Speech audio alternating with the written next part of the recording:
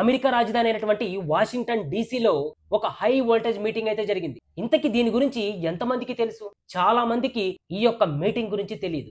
ఇంతకీ అక్కడ జరిగినటువంటి సమావేశం ఏంటి? వైట్ హౌస్ లో ప్రెసిడెంట్ డొనాల్డ్ ట్రంప్ ప్రపంచంలోనే అతి పెద్ద టెక్ దిగ్గజాలైనటువంటి సీఈఓలతో ఒక టేబుల్ దగ్గర కూర్చోబెట్టాడు. ఇంతకీ ఆ యొక్క చర్చలో ఏం జరిగింది? ఎందుకు ప్రపంచంలోనే అతి పెద్ద టెక్ దిగ్గజాలైనటువంటి సీఈఓలతో డొనాల్డ్ ట్రంప్ మీటింగ్ కి అరేంజ్ చేశాడు? ఇంతకీ ఆ యొక్క మీటింగ్ లో ఏం జరిగింది? వీటన్నిటిని గురించి కూడా మనం ఇప్పుడు ఒక్కసారి తెలుసుకుందాం. ఇంతకీ ఈ యొక్క మీటింగ్ ఆ దేశం యొక్క అభివృద్ధి కోసం చేయాలనుకుంటున్నాడా, లేకపోతే తన పొలిటికల్ కెరీర్ కోసం వాడుకోవాలనుకుంటున్నాడా? వీటన్నిటి గురించి కూడా మనం ఇప్పుడు ఒక్కసారి తెలుసుకుందాం. అలాగే ఇప్పటి వరకు మన ఛానల్ ని ఎవరైతే సబ్స్క్రైబ్ చేసుకోలేదో ప్లీజ్ సబ్స్క్రైబ్ చేసి పెట్టుకోండి. ఇలాంటి మంచి మంచి విషయాల్ని మీ ముందుకు తీసుకొని రావడానికి ప్రయత్నిస్తూ ఉంటాను. సో మీరు చేయాల్సిందల్లా ఒకటే, కింద ఉన్నటువంటి సబ్స్క్రైబ్ బటన్ ని సబ్స్క్రైబ్ చేసి పెట్టుకోవడం. ఎందుకంటే నేను పెట్టేటువంటి ప్రతి వీడియో కూడా మీ ముందుకి నేరుగా చేరుతుంది. అది సెప్టెంబర్ 4, 2025 అధ్యక్షుడు Donald Trump first lady Melania Trump తో కలిసి వైట్ హౌస్ లో ఒక హై ప్రొఫైల్ విందునైతే ఏర్పాటు చేశాడు. అయితే వర్షం కారణంగా రోజ్ గార్డెన్ లో జరగాల్సినటువంటి ఈ యొక్క విందు అనేది స్టేట్ డైనింగ్ రూమ్ కి అయితే షిఫ్ట్ అయిపోయింది. ఇక్కడ ఈ విందుకి ఆహ్వానించినటువంటి వాళ్ళని మనం కనుక చూస్తే ప్రపంచంలోనే అతి పెద్ద దిగ్గజాలైనటువంటి సీఈఓలను మాత్రమే ఆహ్వానించాడు. అందులో మార్క్ జుకర్బర్గ్, అలాగే Tim cook, Sundar Pichai, Sam ఆల్మట్టన్, సత్యనాదన్లా, bill gates, సఫ్రాకరాజ్, అలాగే అరవింద్ కృష్ణ, అంతేకాకుండా ఇంకా చాలా మంది సీఈఓలను అయితే ఆహ్వానించాడు. కానీ ఇక్కడ మనము ఒక విషయాన్ని అయితే గమనించవచ్చు. ఎలన్ మాస్క్ అయితే ఈ యొక్క విందుకు రాలేదు. ఎందుకంటే రీసెంట్ గా డొనాల్డ్ ట్రంప్ కి ఎలన్ మాస్క్ కి జరిగినటువంటి గొడవల కారణంగా ఎలన్ మాస్క్ ని ఈ యొక్క విందుకి పిలవలేదు అని ఇప్పటికే మీడియాలో వస్తున్నాయి. వాళ్ళిద్దరి మధ్య జరిగినటువంటి ఈ యొక్క ఘర్షణల కారణంగానే అతను ఈ యొక్క విందుకి దూరం అయ్యాడు. సమావేశం స్టార్ట్ అయిపోయినటువంటి వెంటనే డొనాల్డ్ ట్రంప్ అందరినీ డైరెక్ట్ గా అడిగేశాడు. వైట్ హౌస్ డిన్నర్ టేబుల్ దగ్గరనే ట్రంప్ ఒక్కొక్క సీఈఓని నేరుగా టార్గెట్ చేస్తూ అడిగేశాడు. Tell me how much you are going in to invest in America అని అడిగేశాడు. ఒక్కసారిగా అక్కడ ఉన్నటువంటి అందరూ కూడా షాక్ అయిపోయారు. దీనికి అక్కడ ఉన్నటువంటి ప్రతి ఒక్కరు కూడా సమాధానం ఇచ్చారు. యాపిల్ సీఈఓ 2028 నాటికల్లా $600 బిలియన్ పెట్టుబడి పెడతాం. అలాగే మెటా సీఈఓ మార్క్ జుకర్బర్గ్ అదే స్థాయిలో 600 బిలియన్ మేము కూడా పెట్టుబడులు పెడతాం. Google CEO Sundar Pichai $250 billion వరకు వాగ్దానం చేశాడు. అలాగే మైక్రో సీఈఓ సత్యనాదన్లు కూడా ప్రతి సంవత్సరం కూడా వాళ్ళు $80 బిలియన్ వరకు ఇన్వెస్ట్ చేస్తామని హామీ ఇచ్చాడు. సో ఎప్పుడైతే ఇక్కడ టెక్ దిగ్గజాలు అందరూ కూడా వాళ్ళ యొక్క ఇన్వెస్ట్మెంట్స్ ని ఎప్పుడైతే కళాఖండగా అక్కడ చెబుతూ వచ్చారో అక్కడ ఉన్నటువంటి ప్రతి ఒక్కరు కూడా షాక్ అయితే గురి అయిపోయారు. ఈ మొత్తం వినగానే ట్రంప్ టేబుల్ చుట్టూ కూర్చున్నటువంటి వారందరికీ కూడా వావ్ అనిపించేలా రియాక్షన్ అయితే వచ్చింది. ఎందుకంటే అక్కడ వచ్చినటువంటి పెట్టుబడులు ఇంతకీ సాదాసీదా అయినటువంటివి కాదు. అంత మొత్తం ఇన్వెస్ట్మెంట్ జరుగుతుంది అంటే దేశం యొక్క అభివృద్ధి కూడా జరుగుతుంది అని ట్రంప్ భావిస్తున్నాడు. ఇప్పుడు ఇక్కడ ఒక డౌట్ అయితే అందరికీ వస్తుంది. ఎందుకంటే ఈ యొక్క మొత్తం నిజంగా ఇన్వెస్ట్ అవుతాయా, లేక ట్రంప్ ముందుగానే ఈ యొక్క పొలిటికల్ షో మాదిరిగా చెప్పాలనుకుంటున్నాడా అని చాలా మందికి డౌట్స్ అయితే వస్తున్నాయి. 600 బిలియన్ అంటే ఒక సామాన్యమైనటువంటి విషయం కాదు. చాలా దేశాల మొత్తం ఇదొక బడ్జెట్ కంటే కూడా ఎక్కువగా ఉంటుంది. సో అంతటి ఇన్వెస్ట్మెంట్ ని అక్కడ ఒక్కొక్కరు చేస్తున్నారంటే దీని వెనక ఉన్నటువంటి కుట్ర ఏంటి? ఇంతకిది పొలిటికల్ డ్రామానా, లేకంటే ఆ యొక్క దేశం యొక్క అభివృద్ధిని ట్రంప్ కోరుకుంటున్నాడా అన్నది ప్రతి ఒక్కరికి కలుగుతున్నటువంటి ఒక డౌట్. కాబట్టి చాలా మంది అనుమానం అయితే వ్యక్తం చేస్తున్నారు. ఈ యొక్క నంబర్లు ఓవర్ ప్రామిస్ అయ్యే అవకాశం కూడా ఉందని చెబుతున్నారు. ఎన్ని రూమర్స్ అలాగే ఎన్ని న్యూస్ ఛానల్స్ లో ఇలా వస్తున్నప్పటికీ కూడా ట్రంప్ ఈ వాగ్దానాలను ఒక పెద్ద విజయంలా భావిస్తున్నాడు. దాన్ని ప్రజెంట్ చేస్తున్నాడు. నా యొక్క లీడర్షిప్ వల్లనే అమెరికా టెక్ రికార్డులు పెట్టుబడులు ఇక్కడికి వస్తున్నాయి అని గర్వపడుతూ అక్కడ మీడియాకి తన ఇంటర్వ్యూలో చెబుతూ వచ్చాడు. ఇదంతా ఇలా జరుగుతూ ఉండగా ఒక హాట్ మైక్ ఘటన చాలా మందిని కలవరపరిచింది. ఈ యొక్క డిన్నర్ జరుగుతున్నటువంటి సమయంలో ఆసక్తికరమైనటువంటి ఒక మలుపు కూడా చోటు చేసుకుంది. దానినే మనం ఇప్పుడు హాట్ మైక్ ఘటన అని కూడా చెప్పుకోవచ్చు. Meta CEO mark Zuckerberg Trump ప్రశ్నలకు సమాధానం చెప్పేటప్పుడు ఆయన నెమ్మదిగా చెప్పినటువంటి ఒక మాట మైక్ లో రికార్డ్ అయిపోయింది. ఇంతకీ ఆ మాట ఏమిటంటే, sorry I'm not sure what number you wanted me to say. మీరు ఏ నెంబర్ చెప్పాలంటున్నారో నాకైతే అర్థం కాలేదు అని meta CEO Zuckerberg Donald Trump కి చెబుతున్నటువంటి ఒక వాయిస్ బయటకైతే లీక్ అయిపోయింది. ఎప్పుడైతే ఈ యొక్క వాయిస్ అనేది బయటికి వినపడిందో అక్కడ ఉన్నటువంటి మీడియా అంతా కూడా హడావిడైతే మొదలైపోయింది. అంటే జుకర్బర్గ్ 600 బిలియన్ ఇన్వెస్ట్మెంట్ మాట తన ఇష్టం లేకున్నా కూడా ట్రంప్ చెప్పమని ఒత్తిడితో అతను చెప్పాడా అనేటువంటి డౌట్స్ కూడా వస్తున్నాయి. సో ఎప్పుడైతే ఈ యొక్క వాయిస్ అనేది బయటకు వచ్చిందో అక్కడ ఉన్నటువంటి మీడియా అంతా కూడా హడావిడైతే అయిపోయింది. అంటే జూకర్బర్గ్ 600 బిలియన్ డాలర్స్ ఇన్వెస్ట్మెంట్ మాట తన ఇష్టం లేకపోయినా కూడా డొనాల్డ్ ట్రంప్ బలవంతంగా తనతో చెప్పమని చెప్పడం అందరికీ ఆశ్చర్యానికి గురి చేసింది.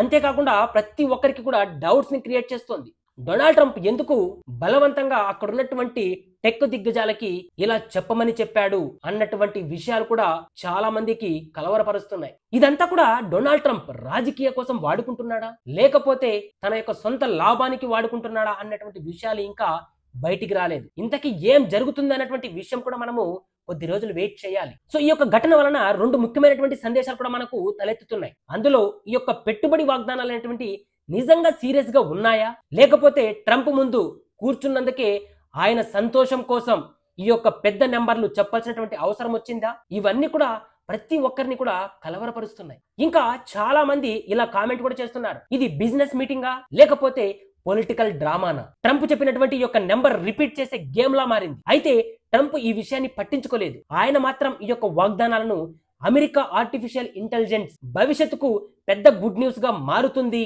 అన్నటువంటి విజయాన్ని ప్రజెంట్ చేశాడు. ఆర్టిఫిషియల్ ఇంటెలిజెంట్ విద్యా విప్లవం అమెరికా స్కూళ్లలో K నుంచి 12 స్థాయిలో వరకు ఈ యొక్క AI చదువుని తప్పనిసరిగా అమలు చేసేటువంటి సంకేతాలను కూడా డొనాల్డ్ ట్రంప్ ప్రకటించాడు. అంతేకాకుండా ఈ యొక్క డిన్నర్ అసలైనటువంటి బిజినెస్ మీటింగ్ కంటే కూడా పొలిటికల్ థియేటర్ గా మారిందని చాలా మంది అంటున్నారు. ఎందుకంటే ట్రంప్ చాలా కేర్ఫుల్ గా అక్కడ సీటింగ్ అరేంజ్మెంట్ కూడా చేసుకున్నాడు. ఆయన పక్కనే మార్క్ జుకర్బర్గ్ ని కూర్చోబెట్టుకున్నాడు. ఎందుకంటే ట్రంప్ జుకర్బర్గ్ మధ్య ఉన్నటువంటి గతంలో ఎన్నో విభేదాలు అయితే జరిగాయి. ఫేస్బుక్ 2016 ఎన్నికల్లో పాత్ర, 2022 ఎన్నికల్లో మిస్ ఇన్ఫర్మేషన్ కంట్రోల్, అలాగే వచ్చినటువంటి బ్యాన్ డిస్కషన్స్ వల్ల ఇద్దరి మధ్య జరిగినటువంటి టెన్షన్స్ ఎక్కువగా పెరిగిపోయింది. ఇప్పుడు అదే వ్యక్తిని తన పక్కనే కూర్చోబెట్టడం ఒక రకంగా చెప్పాలంటే ఇది ఒక పొలిటికల్ డ్రామా. ఇప్పుడు బిగ్ టెక్ కూడా నన్ను సపోర్ట్ చేస్తోంది.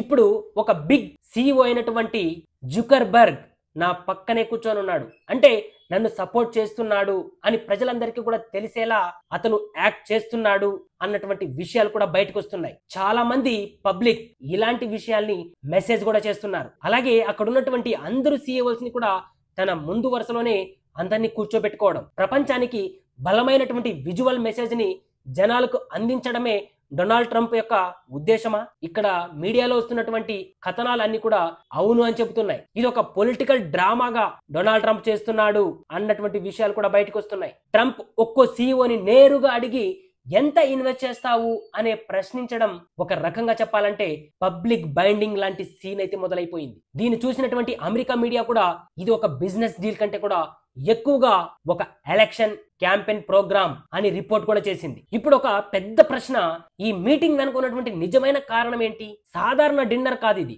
America versus China tech war మాదిరిగా మనకు అనిపిస్తోంది. ప్రస్తుతము చైనా AI సెమీ కండక్టర్ల మ్యానుఫ్యాక్చరింగ్ క్వాంటమ్ కంప్యూటర్ లో ఫుల్ స్పీడ్ లో దూసుకుపోతోంది. దీన్ని చూసి అమెరికా భయపడుతోంది. వచ్చేటువంటి 10 ఏళ్లలో చైనా AI సూపర్ పవర్ అవుతుందనేటువంటి భావనతో ట్రంప్ ఇప్పటికే కొన్ని కఠినమైనటువంటి నిర్ణయాలు కూడా తీసుకున్నాడు. చైనా నుండి వచ్చేటువంటి సెమీ కండక్టర్ పైన 100% టారిఫ్ ను కూడా వేశాడు. కానీ ఎవరికైతే అమెరికాలో లోకల్ ఇన్వెస్ట్మెంట్ చేసేటువంటి ఉద్దేశం ఉందో వారిని మినహాయింపు కూడా ఇస్తామని కూడా చెప్పాడు.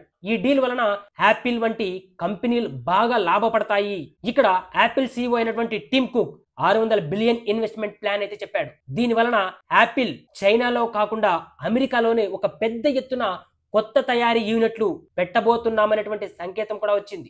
ఈ విధంగా ట్రంప్ ఒక డిన్నర్ ద్వారా ఒక స్ట్రాటజీ మెసేజ్ ని పంపించాడు. చైనా కాదు, అమెరికానే భవిష్యత్తులో టెక్ లీడర్ అవుతుంది అన్నటువంటి మెసేజ్ ని జనాలకి పంపుతున్నాడు. సో ఇక ముఖ్యంగా చెప్పుకోవాల్సింది ఇండియా యొక్క పవర్. ఈ యొక్క డిన్నర్ లో మరో హైలైట్ గురించి మనం మాట్లాడుకోవాలా, అది కూడా ఇండియా యొక్క పవర్. ఒక్కసారి మనము అమెరికా భవిష్యత్తు టెక్ పాలసీని చర్చించేటువంటి టేబుల్ దగ్గర కూర్చున్నటువంటి వారి అందరిలో కూడా చాలా మంది వరకు ఇండియన్ CEOs ఎక్కువ మంది ఉన్నారు. అక్కడ ఉన్నటువంటి సీన్ గన చూస్తే మనము అమెరికాలో ఉన్నటువంటి టెక్నాలజీ ఏ భవిష్యత్తుకి ఇండియన్ బ్రెయిన్స్ ఎంత ముఖ్యంగా ఉపయోగపడుతున్నాయో మనము చెప్పనటువంటి అవసరమే లేదు. క్లియర్ గా మనకు స్పష్టంగా కనపడుతోంది. క్రూషియల్ గా మారిపోయేటువంటి ఈ యొక్క స్పష్టమైనటువంటి విషయం ప్రతి ఒక్కరు కూడా గమనించాలి. అమెరికాలో ఈ యొక్క టెక్ దిగ్గజాల యొక్క మీటింగ్ లో అమెరికా యొక్క పవర్ మళ్ళీ ఒకసారి మనకు చాటి చెబుతోంది. ఇండియా యొక్క గొప్పతనం గురించి, ఇండియాకు ఉన్నటువంటి విలువ గురించి. సో ప్రతి ఒక్కరు కూడా దీన్ని తెలుసుకోవాలి. ఇండియా ఎలాంటి పొజిషన్ లో ఉంది, ఇండియాలో ఉన్నటువంటి వ్యక్తుల్ని అక్కడ ఉన్నటువంటి దేశం ఎలా వాడుకుంటుంది అన్నటువంటి విషయాన్ని ప్రతి ఒక్కరు కూడా గమనించండి. మన దేశంలో ఉన్నటువంటి వ్యక్తులు వేరే దేశాలలో ఎంతటి పొజిషన్ లో ఉన్నారు, ఎంతటి టెక్నాలజీని క్రియేట్ చేస్తున్నారు అన్నటువంటి విషయాన్ని కూడా ప్రతి ఒక్కరు కూడా గమనించాలి. దీనికి ముఖ్యంగా ఇక్కడ ఈ విందులో జరిగినటువంటి ఒక ఎగ్జాంపుల్ గా మనం చెప్పుకోవచ్చు ఇండియా యొక్క పవర్. ఇదంతా కూడా నేను చెప్తున్నటువంటి విషయం అయితే కాదు, అక్కడ ఉన్నటువంటి అమెరికా యొక్క మీడియానే ఇలా రిపోర్ట్ చేసింది. Americans tech futures is being drained by Indian leaders. ఇలా అక్కడ ఉన్నటువంటి అమెరికా యొక్క మీడియా రిపోర్ట్ చేసింది. ఇదంతా కూడా మన దేశం గర్వించదగినటువంటి విషయం అని ప్రతి ఒక్కరు కూడా తెలుసుకోవాలి. ఇదంతా కూడా మన దేశం యొక్క ప్రతిభ ప్రపంచ స్థాయిలో ఏ స్థాయికి ఎదిగిందో చూపించేటువంటి ఒక లైవ్ ఎగ్జాంపుల్. అలాగే ఈ యొక్క మీటింగ్ లో మరొక కీలకమైనటువంటి పరిణామం, గూగుల్ పై నడుస్తున్నటువంటి అమెరికా చరిత్రలోనే అతి పెద్ద యాంటీ ట్రస్ట్ కేసు ముగింపు. గూగుల్ పై ఆరోపణ సెర్చ్ ఇంజన్ మార్కెట్ ని మ్యానిపులేట్ చేసింది. అంతేకాదు దీని వలన చిన్న కంపెనీలు, కొత్త స్టార్టప్ పెరగడానికి అవకాశం ఇవ్వలేదని కోర్టు కేసులు కూడా వచ్చాయి. ఇదే కేసు గత కొన్నేళ్లుగా అమెరికా టెక్ ప్రపంచాన్ని కుదిపేసింది. ఇప్పుడు ఈ యొక్క కేసు క్లోజ్ అవ్వడం అంటే గూగుల్ కు ఒక పెద్ద రిలీఫ్ అని చెప్పుకోవచ్చు. సుందర్ పిచై డైరెక్ట్ గా ట్రంప్ కి థ్యాంక్స్ కూడా చెప్పాడు. అంటే ఇప్పుడు మనకు ఊరట లభించింది అన్నట్లుగా మాట్లాడారు. ట్రంప్ ప్రభుత్వము ఈ యొక్క బిగ్ టెక్ కోసం ఈ యొక్క కేసుని క్లియర్ చేసింది. దానికి రిటర్న్స్ లో బిగ్ టెక్ ట్రంప్ కి రీ ఎలక్షన్స్ కి మద్దతు ఇస్తోంది అన్నటువంటి విషయాన్ని కూడా అక్కడ మాట్లాడుకుంటున్నారు. మొత్తం మీద ఈ యొక్క డిన్నర్ ఒక political plus business show. Tech దిగ్గజాలు వందల బిలియన్స్ పెట్టుబడులైతే వాగ్దానం చేశారు. కానీ అవి నిజంగా అమలు అవుతాయా, లేకపోతే కేవలం ట్రంప్ కు బహిరంగ మద్దతు మాత్రమే ఇవ్వడానికేనా అనేది ఒక పెద్ద ప్రశ్నగా మారిపోయింది. ఇంకా అమెరికా చైనా టెక్ వార్ లో ఎవరు గెలుస్తారు అనేది భవిష్యత్తే నిర్ణయిస్తుంది. కానీ మనము ఇక్కడ ఒక విషయం అయితే స్పష్టంగా చెప్పుకోవచ్చు, ఈ మీటింగ్ అమెరికా ఏఐ లీడర్షిప్ కోసం గేమ్ చేంజర్ అవుతుందనేటువంటి నమ్మకం ట్రంప్ రేవనెత్తిస్తున్నాడు. అమెరికా చైనా టెక్ వార్ లో ఇంతకి ఎవరు గెలుస్తారు అనేది భవిష్యత్తే నిర్ణయిస్తుంది. కానీ ఒక విషయం మాత్రం మనము స్పష్టంగా చెప్పుకోవచ్చు, ఈ యొక్క మీటింగ్ అనేది అమెరికా ఏఐ లీడర్షిప్ కోసమా, గేమ్ చేంజర్ అవుతుందని అక్కడ ఉన్నటువంటి ట్రంప్ చాలా ఎక్కువగా నమ్ముతూ అందరినీ ఆశలకి రేకెత్తిస్తున్నాడు. వాషింగ్టన్ డీసీలో జరిగినటువంటి ఈ యొక్క సమావేశం అమెరికా యొక్క ఏఐ లీడర్షిప్ కోసం గేమ్ చేంజర్ గా మారబోతోందా, లేకపోతే ఇది ఒక పొలిటికల్ డ్రామాగా మారనుందా? సో ఇక్కడ జరిగినటువంటి సమావేశంలో మీ యొక్క అభిప్రాయం ఏంటి? కామెంట్ రూపంలో తెలియజేయండి. రానున్నటువంటి రోజుల్లో ఈ యొక్క టెక్ దిగ్గజాల మీటింగ్ ఇదొక గేమ్ చేంజర్ గా మారబోతోందా, లేకపోతే ఇదొక పొలిటికల్ డ్రామాగా మారనుందా? వీటన్నిటి గురించి కూడా మీరు కింద మీ యొక్క అభిప్రాయాన్ని కామెంట్ రూపంలో తెలియజేయండి.